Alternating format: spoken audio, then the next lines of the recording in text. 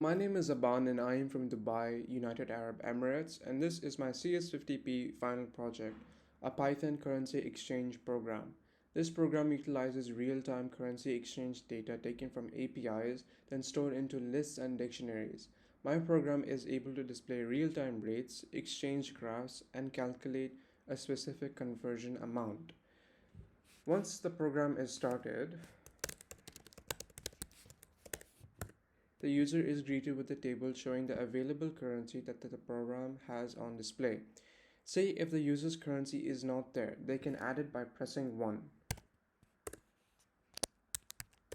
And then they add, say, the Saudi Arabian Riyal, SAR, and it will be in the available currency at the bottom.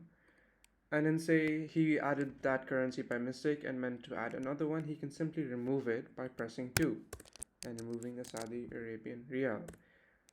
Let's say that the user doesn't know his country's currency code. He can press 3 and input the name of his country, say Canada.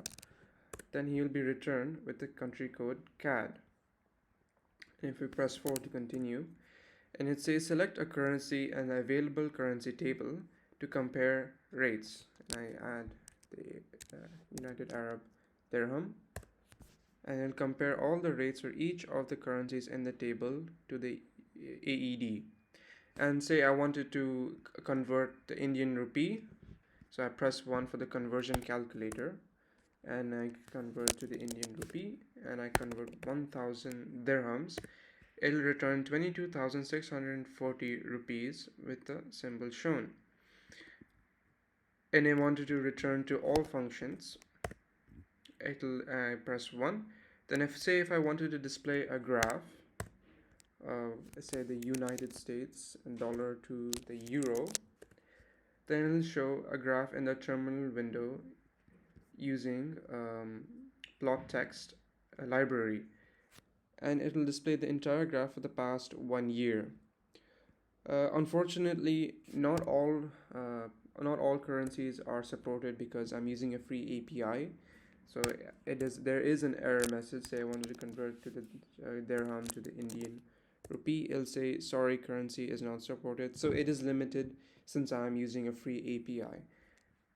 And I return to all functions, to more functions by pressing 1.